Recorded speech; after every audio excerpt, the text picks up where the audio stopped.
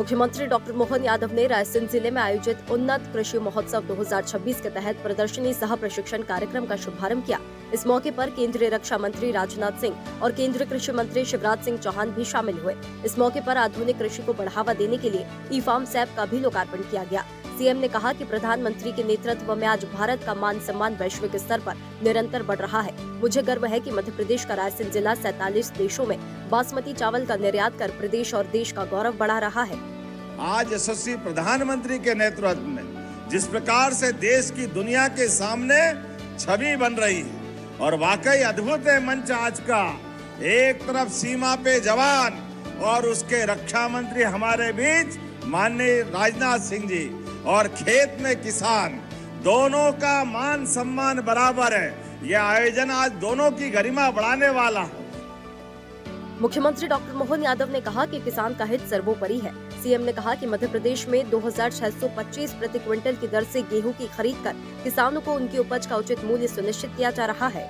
2625 रुपए क्विंटल गेहूं खरीदेंगे, ये हमारी सरकार का निर्णय है। सिंचाई का रकबा भी अद्भुत 7.5 लाख हेक्टेयर से 44 लाख हेक्टेयर भाई साहब ने छोड़ा था। जोरदार ताली बजाओ। कहां हमारे किसानों के लिए सिंचाई का रकबा एक बार कहां से कहां पहुंचाया। मुख्यमंत्री डॉक्टर मोहन यादव ने कहा कि किसानों के सर्वांगीण विकास के प्रति प्रतिबद्ध मध्य प्रदेश सरकार ने वर्ष 2026 को कृषक कल्याण वर्ष के रूप में मनाने का संकल्प लिया है।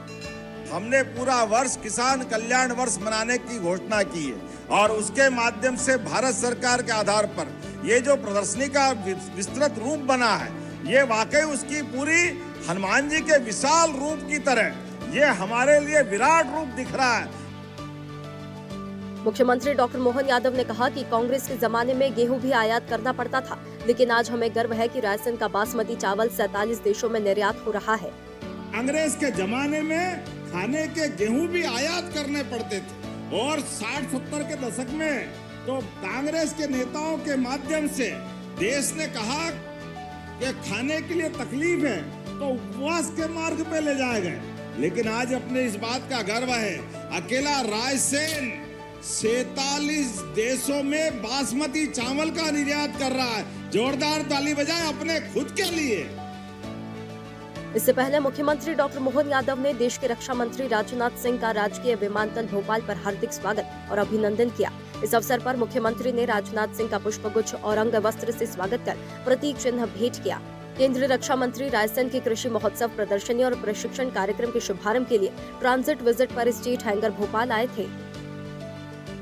मुख्यमंत्री डॉक्टर मोहन यादव ने कहा कि बड़ा दुर्भाग्यपूर्ण है कि कांग्रेस के पार्षद ने नगर निगम परिषद में वंदे मातरम गाने से इनकार किया।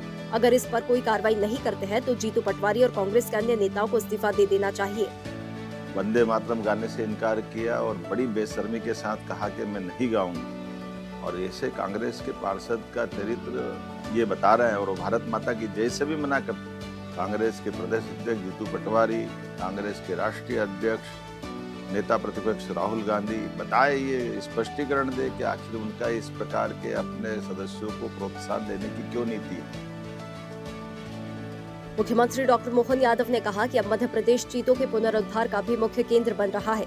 गामिनी से जन्मी भारतीय मूल की 25 माह आयु की मादा चीता द्वारा खुले जंगलों में 4 शावकों को जन्म देना इस बात का प्रमाण है कि मध्य प्रदेश की धरती चीतों के वंश विस्तार के लिए पूरी तरह अनुकूल है।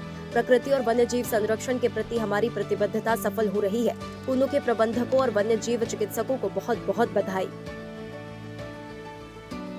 मुख्यमंत्री डॉक्टर मोहन यादव ने समानता, शिक्षा और सामाजिक न्याय के प्रबल अग्रदूत महात्मा ज्योतिबा फुले की जयंती पर नमन किया है। सीएम ने कहा कि उन्होंने कुरीतियों और असमानता के खिलाफ आवाज उठाई और शिक्षा के माध्यम से महिलाओं और वंचितों के लिए अवसर सृजित किए। उनके विचार समरसता और मानवता के मार्ग पर चलने की प्रेरणा देते हैं। मुख्यमंत्री डॉक्टर मोहन यादव ने देवास शाजापुर संसदीय क्षेत्र से सांसद महेंद्र सिंह सोलंकी को जन्मदिन की हार्दिक बधाई दी है। सीएम ने कहा कि मां तुलजा भवानी से प्रार्थना है कि आपको दीर्घायु, उत्तम स्वास्थ्य और समाज सेवा की असीम ऊर्जा प्रदान करें। मुख्यमंत्री डॉक्टर मोहन यादव के नेतृत्व में मध्य प्रदेश सुपोषित भारत की दिशा में सशक्त कदम बढ़ा रहा है। पोषण अभियान 2.0 में 8.97 करोड़ लाभार्थियों को फायदा मिला। वहीं 14.3 लाख आंगनबाड़ी केंद्र संचालित हो रहे हैं, जबकि 13.36 लाख कार्यकर्ता काम कर रहे हैं। मध्य प्रदेश में 97,882 आंगनबाड़ी कार्यकर्ताओं को पोषण ट्रैकर ऐप के माध्यम से प्रशिक्षण दिया जा रहा है। हर आंगनबाड़ी केंद्र पर वृद्धि निगरानी उपकरण लगाए गए हैं।